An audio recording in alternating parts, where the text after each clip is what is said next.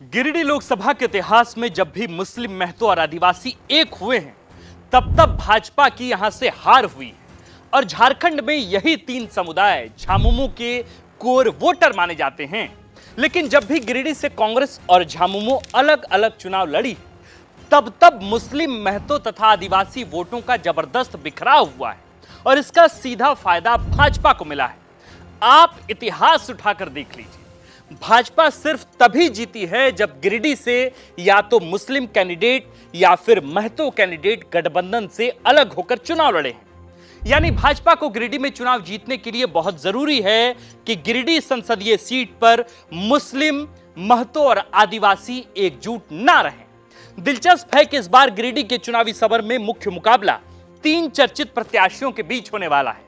NDA खेमे से प्रत्याशी चंद्रप्रकाश चौधरी, इंडिया फोल्डर से प्रत्याशी मथुरा प्रसाद महतो और नई नवेली पार्टी जेएलकेएम की तरफ से प्रत्याशी जयराम महतो। दिलचस्प पर यही है कि ये तीनों कैंडिडेट महतो जाति से आते हैं। इस वक्त गिरिडीह में सबसे बड़ा सवाल यही है कि आखिर किसके साथ जा रहे हैं महतो जाति के मतदाता। गिरिडीह में मुसलमानों का क्या है रुझान? क्या वे किसी एक को करने जा रहे हैं वोट, या फिर उनमें भी देखने को मिल सकता है बिखराव? क्या कहता है गिरिडीह का चुनावी इतिहास? कब कब एमएमएम यानी मुस्लिम, महतो और मांझी समीकरण से हुआ है भाजपा का सबसे बड़ा नुकसान? और इस बार क्यों भाजपा चाहेगी इन सभी वोटों का बिखराव? इन सभी सवालों के देंगे जवाब और बताएंगे आपको कि गिरिडीह में इस बार क्यों एमएमएम समीकरण की है चर्चा और इसका क्या पड़ने जा रहा है असर। नमस्कार, जोहार, मेरा नाम है आकाश आनंद और आप देखना शुरू कर चुके हैं झारखंड की पॉलिटिकल कवरेज का सबसे बड़ा शो सियासी कहानी।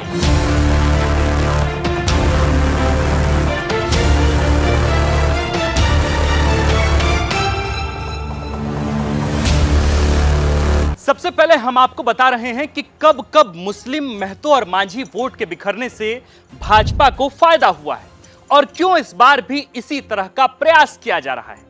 80 के दशक में भाजपा के उदय के बाद जब पहली बार 1989 में भाजपा गिरिडीह से जीती थी, जब कुड़मी जाति से विनोद बिहारी महतो निर्दलीय चुनाव लड़े थे और कांग्रेस की तरफ से सरफराज अहमद मुस्लिम समुदाय से थे, कुड़मी और आदिवासियों के कारण विनोद बिहारी महतो को लगभग 1.5 लाख वोट मिले और सरफराज अहमद 1,30,000 वोट लेकर आए थे।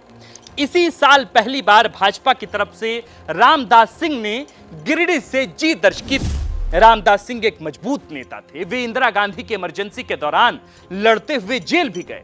कहा जाता है कि लोग उनके घर की खिड़की से जाकर पैसा डाल कर आते थे ताकि वे चुनाव लड़ सके। खैर, 1989 में जब पहली बार भाजपा गिरिडीह में जीती तो कुड़मी और मुस्लिम वोटरों का जबरदस्त बिखराव हुआ। यह तो हुआ पहला उदाहरण जब एमएमएम यानी महतो, मुस्लिम और मांझी वोट के छिटकने से भाजपा को पहली बार जबरदस्त फायदा हुआ था। अब आइए दूसरे उदाहरण पर, यानी 1991 के चुनाव पर। इस साल 1991 में भी झामुमो की तरफ से विनोद बिहारी महतो और कांग्रेस की तरफ से सरफराज अहमद अलग अलग चुनाव लड़े थे। लेकिन इस साल मुस्लिम वोटर विनोद बिहारी महतो के साथ गए और वे लगभग 75,000 के ठीक ठाक अंतर से चुनाव में जीत दर्ज कर संसद पहुंचे। याद रहे कि इसके बाद ही बाबरी मस्जिद विध्वंस को अंजाम दिया गया था। 1996 के चुनाव में फिर से कुड़मी और मुस्लिम वोटरों का बिखराव देखने को मिला, क्योंकि 1996 में भी झामुमो की तरफ से लालचंद महतो, जनता दल से सबा अहमद, कांग्रेस से राजेंद्र सिंह और झामुमो मार्डी गुट से राजकिशोर महतो चुनाव में एक दूसरे के खिलाफ खड़े हो गए थे। महतो के दो नेता, एक मुस्लिम और एक अगड़ी जाति के उम्मीदवार के चक्कर में फिर से वोटों का जबरदस्त बिखराव हुआ और भाजपा के रविंद्र पांडे आसानी से जीतकर संसद पहुंच गए। अब आइए 1998 के मध्यावधि में, यानी मध्यावधि चुनाव में फिर वही स्थिति हुई। कांग्रेस और झामुमो अलग अलग लड़े थे। लालचंद महतो को 42,000, राजकिशोर महतो को 76,000 और राजेंद्र सिंह को 2 लाख वोट मिले थे। महतो, मुस्लिम और आदिवासी वोटों का बिखराव फिर हुआ और भाजपा के रविंद्र पांडे फिर से चुनाव में जीत दर्ज कर दिल्ली यानी संसद पहुंच गए।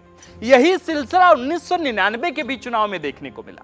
कांग्रेस के राजेंद्र प्रसाद 2,25,000 वोट लेकर आए थे, लेकिन कुड़मी वोट रविंद्र पांडे को चला गया और वे चुनाव में जीत गए। 1999 के चुनाव में आदिवासी वोटों में भी बिखराव देखने को मिला था, लेकिन 2004 में इस स्थिति को समझते हुए कांग्रेस, झामुमो, सीपीआई, राजद आदि पार्टियों का गठबंधन हुआ और टेकलाल महतो यहां से उम्मीदवार बने। इस चुनाव में रविंद्र पांडे की हार हुई और लगभग एक दशक बाद झामुमो कांग्रेस राजद गठबंधन ने गिरिडीह सीट पर वापसी कर ली। लेकिन 2009 के चुनाव में बाबूलाल की नई पार्टी झाविमो की तरफ से सबा अहमद फिर से चुनाव लड़ते हैं। इस साल गठबंधन की तरफ से टेकलाल महतो थे, लेकिन मुस्लिम वोट सबा अहमद की तरफ गोलबंद हुए और नतीजतन भाजपा के रविंद्र पांडे की साल 2009 के चुनाव में जबरदस्त जीत हो गई। 2014 के चुनाव में गठबंधन की तरफ से कोई गलती नहीं की गई, लेकिन जेवीएम और आजसू ने गिरिडीह से अपने प्रत्याशी दे दी। जेवीएम से सबा अहमद ने मुस्लिम वोटों का नुकसान किया, तो आजसू की तरफ से यूसी मेहता ने कुड़मी वोटों का नुकसान किया।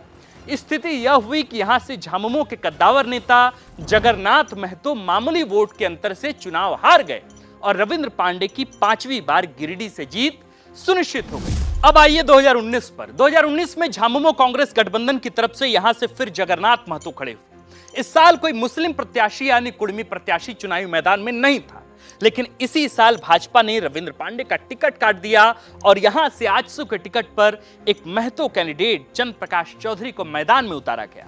फिर से यहां महतो और आदिवासी वोटरों का बिखराव देखने को मिला और सीपी चौधरी ने जगन्नाथ महतो को लगभग लाख वोट से भी ज्यादा के अंतर से दूसरी बार चुनाव में मात देकर दिल्ली यानी संसद पहुंचे। ये सभी उदाहरण गवाह हैं कि गिरिडीह में जब भी महतो, मांझी और मुस्लिम एक हुए तब भाजपा को नुकसान हुआ और जब यह सोशल इंजीनियरिंग गिरिडीह में फेल हुआ तब भाजपा को फायदा हुआ और बाकी महागठबंधन दलों को नुकसान होता गया। आपने देखा कि गिरिडीह लोकसभा पर एक ही फैक्टर है और वो है एमएमएम का समीकरण। जिस साल ये तीन समुदाय एक रहे, भाजपा गिरिडीह में चुनाव हारी है और जिस साल इन समुदायों के मत बिखरे हैं, भाजपा की गिरिडीह से चुनाव में हार हुई। अब समझते हैं कि इस साल गिरिडीह में क्या स्थिति है। देखिए, इस साल यहां से मुस्लिम समुदाय से कोई प्रत्याशी चुनावी मैदान में नहीं है, लेकिन महतो जाति के 3 प्रत्याशी चुनावी मैदान में हैं। यानी कि इतना तो तय है कि महतो जाति के वोट तीनों खेमे में बटेंगे, किसी को कम किसी को ज्यादा महतो वोट मिलेंगे, लेकिन बिखराव तो तय माना जा रहा है। यानी कि महतो वोट के बिखरने से नुकसान मथुरा महतो का ज्यादा दिख रहा है, लेकिन इस बिखराव के बाद भी यदि मथुरा महतो जाति का 60% वोट ले आए तो परिणाम उनके पक्ष में आ सकता है। यह तो थी पहली शर्त। दूसरी शर्त यह है कि मुस्लिम एकजुट होकर मथुरा महतो को वोट दें, यानी वही पुराना समीकरण एमएमएम का समीकरण। मुस्लिम आबादी का लगभग पूरा वोट, महतो का कम से कम 60% वोट और आदिवासियों का लगभग पूरा का पूरा वोट। इनकी संख्या होती है लगभग 43%। आदिवासी वोट मथुरा महतो की तरफ इंटैक्ट नजर आ रहे हैं, लेकिन महतो वोट से बिखराव निश्चित है और मुस्लिम वोटर किस तरफ जाते हैं यह देखना भी बहुत दिलचस्प होगा, क्योंकि जयराम भी मुस्लिम वोटरों को अपने पाले में लाने की भरसक कोशिश कर रहे हैं। अगर मुस्लिम वोटरों का 20% भी जयराम महतो अपनी तरफ खींच पाने में सक्षम होते हैं तो फिर सबसे बड़ा नुकसान मथुरा महतो का ही होगा।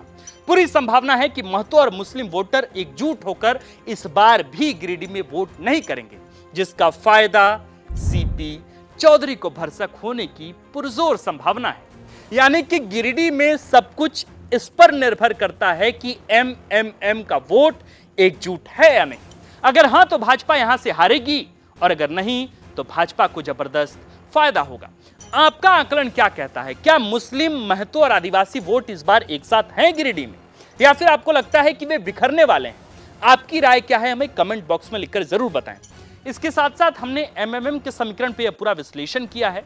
आप जानते हैं कि एमएमएम के समीकरण में हमने जयराम महतो को केंद्र में रखकर, सेंटर में रख के बातचीत नहीं की है।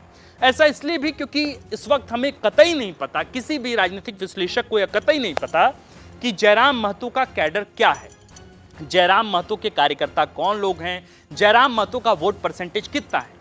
ऐसा इसलिए क्योंकि जयराम महतो के लिए हमारे पास कोई भी पॉलिटिकल रिपोर्ट नहीं है, कोई भी पॉलिटिकल बैकग्राउंड नहीं है जिसके आधार पर हम ये तय कर पाएं कि महतो चंद्रप्रकाश चौधरी या फिर मथुरा महतो के को वोट न देकर जयराम महतो की तरफ कितना स्विच होंगे, मुसलमान कितना टर्नआउट हो सकते हैं जयराम महतो की तरफ, इसका हमारे पास कोई बैकग्राउंड आधार नहीं है। इसलिए एमएमएम के समीकरण के लिहाज से अगर देखें तो मथुरा महतो को नुकसान होने की पुरजोर संभावना है। महतो वोट बटेंगे, मुसलमानों के खास करके जो युवा जवान मुसलमान हैं, नवयुवक मुसलमान हैं, जो जयराम महतो की तरफ भी उम्मीद से निगाह लगाए देख रहे हैं, क्योंकि हाल के दिनों में जो डेवलपमेंट जीएलकेएम में हुआ है उसमें हमने देखा है कि उन्होंने अल्पसंख्यक समुदायों को अच्छा रिप्रेजेंटेशन दिया है। अगर इसका फायदा जयराम उठा ले जाते हैं तो यकीन मानिए कि एमएमएम के समीकरण से इस वक्त गिरिडीह के चुनावी समर में सबसे बड़ा नुकसान मथुरा महतो का हो सकता है। आप इस एमएमएम के समीकरण पर क्या सोचते हैं? आपकी राय क्या है? आपका अर्थमेटिक, आपका कैलकुलेशन, आपका गणित क्या कहता है? ये हमें कमेंट में लिखकर जरूर बताएं। आप जानते हैं कि 25 तारीख को गिरिडीह में, धनबाद में, जमशेदपुर में और रांची में लोकसभा के चुनाव हो रहे हैं। 5 सालों का भविष्य आपके सांसदों द्वारा तय होने जा रहा है। इसलिए द फोर्थ पिलर के हाथ जोड़कर अपने तमाम दर्शकों से अपील है कि आप अपने मताधिकार का प्रयोग जरूर करें। अपने से, खुद से, परिवार में बैठकर यह विचार करें कि बीते 5 वर्षों में आपके सांसद ने आपके क्षेत्र के लिए क्या किया है, इस बार आपके लिए बेस्ट कैंडिडेट कौन हो सकते हैं, और विचार करने के उपरांत आप मतदान जरूर करें। आप देख रहे थे द फोर्थ पिलर का नया नवेला कार्यक्रम सियासी कहानियां। मैं हूं आपके साथ आकाश और कैमरे के पीछे हैं दीप। शुक्रिया।